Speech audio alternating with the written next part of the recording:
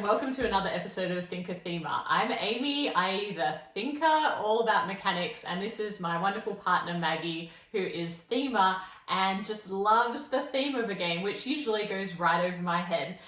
So here we are reviewing, and I'm very excited to have a copy of Nidavellir. I don't know if that's how you say it, but that's what we're going with. Nidavellir. Yeah. And in my head, it sounds like it's to the theme song Never Enough from The Greatest Showman. Wouldn't let it go. Not a thing. Anyway, I sing that every time we play this. Anyway, this game is by, and I am going to butcher this, I do not speak French, Serge, Laget. I don't know. Sounds like baguette. Sure. Yeah. Which, not sure. I don't know. It's just, that sounds more French to me, but I don't know. I'm so sorry if I've pronounced that incorrectly. But I actually have imported this from France because I wanted to get my hands on it quicker. And it's actually not due for release here in Australia until who knows. Yeah. But yeah, I'm really glad that we've got our hands on it. It's a really cool little filler game. And do you want to talk about the theme that you're having trouble connecting Full with? disclaimer, I can't even pronounce this game. it's like Worcester sauce. Like is it Nidavellir? Sure. Yeah. So fantasy is not my strong suit, so I'm gonna try, but I will definitely struggle. So in Nidavellir. Yeah, Nidavellir. That's what we're going with. Yeah, Nidavellir. You are playing an Elverland, is that what I believe you're called? And you're trying to please the king. You're on a mission to recruit the best army of dwarves, and you have to go from tavern to tavern. And I only just noticed that they increasingly become more drunk, I guess, because it's like 1 jug of beer, 2 jugs, 3 jugs. So you're going from tavern to tavern, trying to recruit the best collection of dwarves to make the most brave army to defeat some kind of dragon. I'll put the name because of only the bravest army is going to be allowed to go and battle on behalf of the kingdom. And they all have different roles. So you're actually going to be, they'll have kind of like their class. You've got miners, you've got the actual warriors, you've got some other guys. This is a big themer fail here, but how do we play it? Well, we usually do heavy Euros, and this is not a heavy Euro. This is actually a really light, fairly fast game. And when we played it the first time, we were like, is that all there is to it? And, we play really heavy games, so we were like, that seemed really simple. And it's one of those games, I think, that the more you play it and the more familiar you are with the deck of cards, the more strategy goes into it. You can kind of anticipate what your rival is going to be doing. And it's become quite fun. And also we're very fast at it now. And it's just actually having it set up on the table looks really cool. You can see here, it comes with these stands. It comes with this gold market, and all of the cardboard is super thick and lovely. But what you're doing with this game is it's like an auction bidding system where you are doing a blind bid on one card of 3 different areas. So in each round, there'll be 9 cards that are dealt out of the deck, and then we will go through tavern by tavern, and whoever has the highest bid using your gold coins that you have available to you will be able to take the first pick of dwarfs to bring into their army. And so the way that it goes, and probably the best way is just to demonstrate here, is that I would think about all of these, what I'm placing in here, and put all of my coins down, and then one by one we would say, okay, let's start with the first tavern, and Maggie and I would both reveal what we've bid, and we both bid the same amount, which is 0, because 0 has a special ability that you reveal the 2 coins at the bottom that you've placed in your little coin bag, and you actually get to sum them together. So this would be 7, and Maggie has also 7 in a different configuration. And then I would take 7 from the market. Actually, in this case, we've tied with 0, and so Maggie has the highest gem at the moment. So that's the tiebreaker. So she's 5, and I've got 4, and now she would get to go first, and she would trade in those coins. Highest. So you trade in actually your highest coin. It gets discarded from the game, and a 7 gets brought into her hand, and so that's giving her increasing bidding power for the remaining rounds. Likewise, I would also have 7, but now that I'm going after Maggie, there's no 7 available, so I would take an 8 and discard the highest of the 2, so the 5 leaves the game. And then we continue. And so Maggie's getting first pick out of these 3, so why don't you take one of those? You swap the gems, Yep, so for example, those. I will say that I will get, who would be good? Maybe I'll get this warrior 8 here. And he goes into her army, and then I would take this purple and put it into my army as well. And then we would reveal the next, and I've got 3 and Maggie's got a 2, so I would get first pick. I might take another purple and build up my purples here in my army.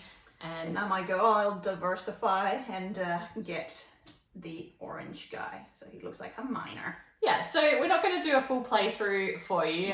There are plenty of actually, John Gets Games did a really great playthrough and it helps us learn the game.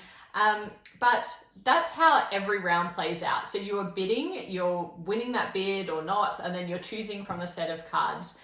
Usually there's as many cards as there are players in the game, except for when there's 2 players and then there's 3 cards in every tavern. So there's always 1 card left over. But what you're trying to do is build up each of these different types of workers, class, dwarfs, the type, different types. They all score in different ways, and I think that is where it becomes quite interesting, because you are simultaneously trying to get more of one type to build up kind of an engine for victory points at the end of the game. So for example, this purple, as I get more, there's a kind of an escalating scoring system where you can end up getting a lot of points if you've got one type. But the other part of it is that when you've got a set of all 5 colors, so each of the different types of dwarfs, it triggers you to be able to pick up a bonus card. And the bonus cards are up here, and they're really special. Heroes, is that what they're called? Yeah. The heroes, they give you lots of victory points, so maybe it's just a bulk, 20 victory points, or maybe they give you multiple, so there's cards that have multiple ranks for one suit, which means that you're collecting more at once. And then there's, other cards that you can collect, and the more you get of them, the more points. So there's many different layers here to how you can go about your strategy, but you do need to be looking at both breadth in terms of the suit type, but then also trying to collect as many as you can. What I also love about this game is halfway through the game, so there's deck 1 and deck 2. Age 1 and age 2. Age 1. I love how she always corrects me with a thematic term. The few things that I do understand or that have stuck about the theme. I know, that's always just like, I always use the wrong mechanical word. Oh, yeah. It's a practical word that you're using. Yeah. So once you go through deck 1, age 1, there's like a midterm kind of scoring, and whoever has the most of each suit gets some kind of reward that's going to help you into round 2. And that's really clever, because at the start of the game it makes you race for those benefits, and then they take you into round 2. The other thing is, we showed you how you upgrade your coins. And so you're constantly trying to upgrade your coins so that they help you with the bidding, but they're also worth victory points at the end of the game. So there's a tension between putting high coins into your money bag so that you can use them to create even higher coins, versus using them in the actual bidding. And so it's kind of like you're constantly trading off all of these different things, but the game is super swift. Like, we can play this in 20 minutes, maybe, you can get through age 1 and age 2 in 20 minutes, because it's so easy. You're just like dealing the cards, and then you're bidding and you're selecting one, and it's just adding. And then at the end, you have got this beautiful army of all these dwarfs, and you're like, oh my God, how am I going to score all of this? But actually there's a brilliant companion app. Like, it's so just clever. For the scoring. Just for the scoring. You just use it, you actually select all the cards that are in your army, and it calculates everything for you, and it's it's fabulous. But it also has a bit, like, it's a bit suspenseful, because you put it all in, and then it's like, and the winner is, and then you see the score. Maggie. Yeah, weirdly. I told you, I'm on a losing streak. This is terrible. Anyway. Yeah. Let's talk about the theme. So obviously there's a lot of thematic storytelling into this, and even like the rule book goes into a lot of detail about each one of the heroes and each one of the characters. Having said that, and again, huge disclaimer, fantasy and dwarves and that sort of stuff is not my thing, not usually our thing. So I find it a little bit harder to get into, and I know this is probably going to upset a lot of people, and I'm sorry. It's just not my thing. Having said that, one of the things that thematically doesn't really make much sense to me is that it doesn't really matter who you're recruiting. They don't really do anything differently aside from just within scoring. a suit. Yeah, within each suit. Like aside, like, you know, a miner versus a warrior versus they just give you a different reward, or they just score points differently.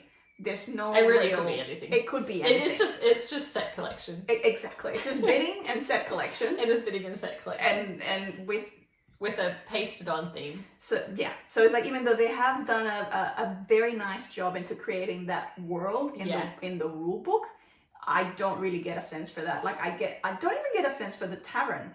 Aside from just the little beer things, I do get a very strong sense of the bidding and the swapping of the coins, which actually thematically I don't know what that would mean. I don't know. It would make no sense. But how beautifully tactile are these? And you know, people talk about the this. components are very satisfying to play with. Super satisfying. The coin market and the fact that it sits in that little like stadium. Yeah, and it's little the bleachers. It's really cool. It's almost like, it's interesting though because it's such a quick game, but it has a little bit of setup that it's like, I don't know how often I would get it out to play it, like just because, you know, with the setup I'd probably get out a harder game, but when it has been set up on our table for the last few days, it's so easy to just be like, another game, like another quick game. And like we were playing it late at night as well after some other heavier games because it's so light that it just feels like really breezy, easy to get into. And I love, actually, I don't like the theme as Maggie mentioned, but I love the illustrated cards. Like they are just absolutely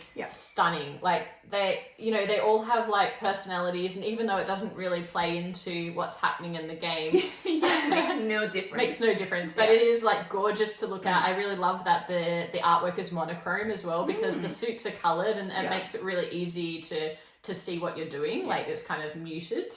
Which I really appreciate. I think this game, people have been saying it's like a Splendor killer, and I feel like it's I don't know, it feels a different need for me because very different. I don't get that at all. I think this is more suited to gamers because the intricacy of the scoring system does have a lot of strategy in it. Like you're constantly having to like do some maths to work out, well, what's the best card for me to pick next, and what's my opponent going to do.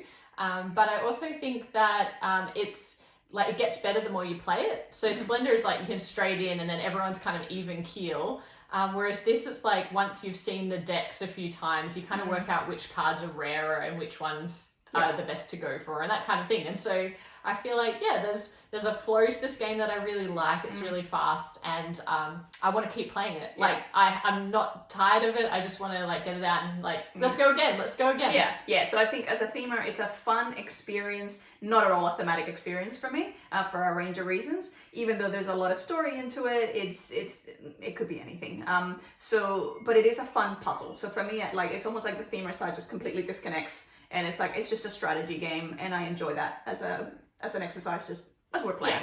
I feel like it comes in a big box, right? This is a pretty big box for a pretty short game. So I hazard a guess that it's not going to be cheap because of the components and because of the box size, but I don't want anyone to be deceived. This is a pretty light, fast game. Well, not light to mid, but it's certainly a very fast, short game. So check it out if you're looking for something to kind of fill the time between those big dry Euros. This is a great one. I'm really enjoying it, and thumbs up from us. If you like this review, please hit subscribe, hit like, and let us know that you enjoyed this review, so we will continue to make ones just like this.